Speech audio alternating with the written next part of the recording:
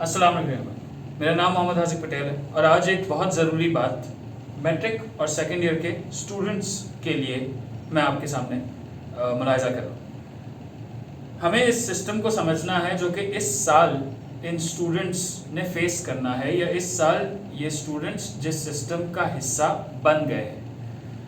याद रखिएगा, हमेशा से क्या होता था? हमेशा से ये होता था कि आप या कोई भी स्टूडेंट क्लास 9th में एक मरतबा बोर्ड का इम्तिहान देता था, उसके बाद मैट्रिकुलेशन में बोर्ड का इम्तिहान देता था, और जो क्यूमुलेटिव स्कोर होता था वो उसका मैट्रिक का रिजल्ट बनाता था। सिमिलरली एक स्टूडेंट फर्स्ट ईयर में अपीयर होता था, फिर सेकेंड ईयर में अपीयर होता था, और जो क्यूमुलेटिव स्कोर है वो उसका इंटरमीडिएट का रिजल्ट फॉर्मुलेट करता था।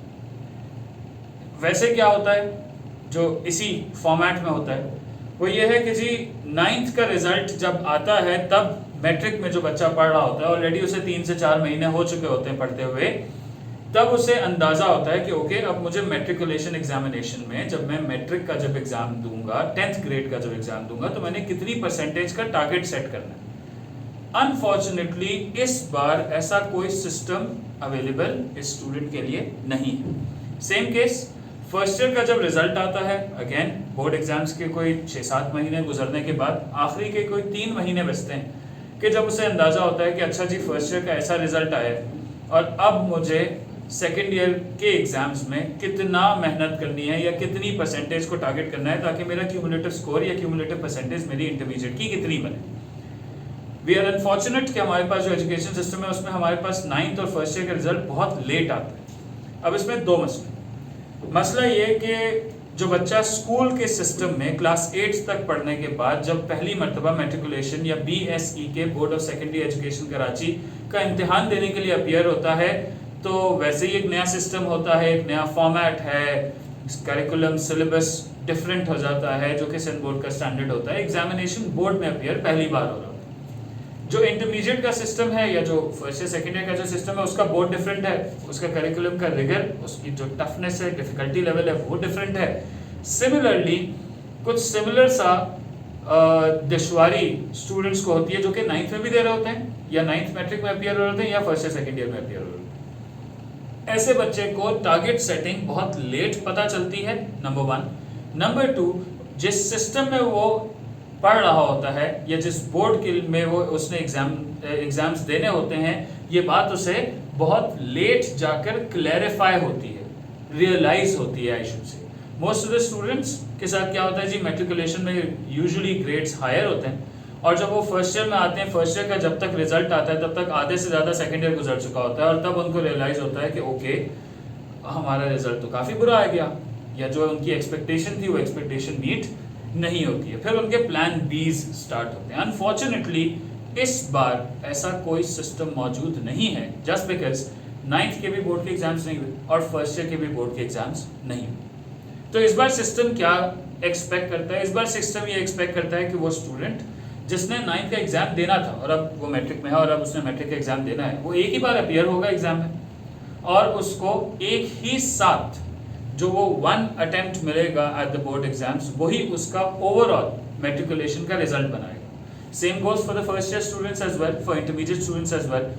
फर्स्ट ईयर का इम्तिहान हुआ नहीं, 1 shot at the examinations and that will determine कि इंटरमीडिएट का रिजल्ट क्या बनेगा उस बच्चे का। तो अब सिस्टम नया, बोर्ड नया, और आपको जो 2 अटेम्प्ट्स मिलती थी उसमें से सिर्फ 1 अटेम्प्ट रह गई। अब इसमें एक फियर क्या है? Why is it that I am having this conversation right now?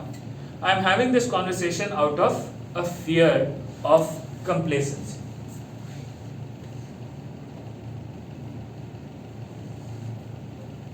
There is a strong chance that students currently in matriculation and in second year जिन्होंने 9th और फर्स्ट ईयर के इम्तिहान नहीं दिए, and just because उनको एक wake up call जो कि naturally as per system by design उनको जो मिलती थी, वो वेकअप कॉल या धचका जिसे हम सादा उर्दू ज़बान में कहें, वो नहीं मिला, तो वो कंप्लेसेंट ही रहेंगे।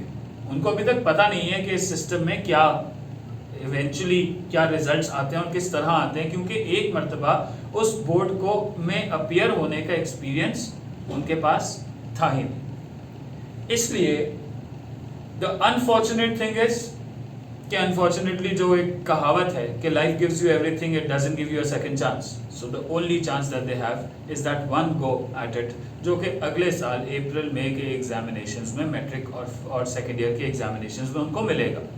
That's the only one shot that they get. The good thing is they don't have to wait till end November or end December or early January for results to come out and then set up a plan. अब उनको उस इतना wait करने की ज़रूरत नहीं है.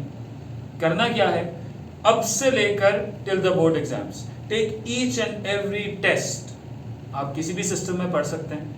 आपके पास मंथली टेस्ट होंगे, बाई मंथली टेस्ट होंगे, वीकली टेस्ट होंगे, या रेगुलर इंटरवल्स पे किसी न किसी अंदाज से कोई ना कोई टेस्टिंग सिस्टम होगा, या फिर आप खुद भी अपनी तैयारी करके टॉपिक वाइज, चैप्टर वाइज भी टेस्ट दे सकते हैं. पास पेपर्स खोलें, देखें क्वेश्चंस किस तरीके से आते हैं, कौन से चैप्टर से कौन सा क्वेश्चन है. आप एक मरतबा उस चैप्टर की तैयारी कर लेंगे या पढ़ चुके होंगे, तो आप तैयारी करने के बाद उन क्वेश्चंस को अटेम्प्ट करें. Do not be complacent. Relax होने का टाइम अब नहीं है, टू बी वेरी ऑनेस्ट. जब हम इस बच्चे की बात करते हैं तो ये बच्चा वो है जिसे एक्सपोजर बिल्कुल नहीं मिला है, and he is now preparing to give his best on the only chance that he और she will get for these board exams. ये बात आप लोगों से करना इसलिए ज़रूरी था. इंडिया हमारा पड़ोसी मुल्क, उसकी अगर हम बात करें तो वहाँ मैट्रिक में एक इम्तिहान होता है, 2 साल बच्चे पढ़ते हैं, एक इम्तिहान होता है. इंटरमीडिएट में 2 साल बच्चे पढ़ते हैं, एक इम्तिहान होता है. ये एक सिस्टम है जिससे वो काफ़ी आशना है, काफ़ी अवेयर है. हम इस चीज़ से अवेयर नहीं हैं. तो चांसेस ये हैं कि क्योंकि वो एक्सपोजर नहीं रहा, वो एक्सपीरियंस नहीं रहा, तो शायद हम अंदाज़ा नहीं लगा सकें. So all the students need to be completely on the money, on target, very serious.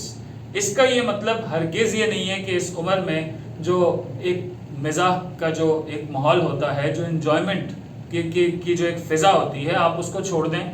इस उम्र में जितनी आप एंजॉयमेंट कर सकते हैं आप ज़रूर करें, लेकिन ये याद रखिएगा कि ये एक exam, one attempt at it is going to determine the overall result of your either matriculation और इंटरमीडिएट.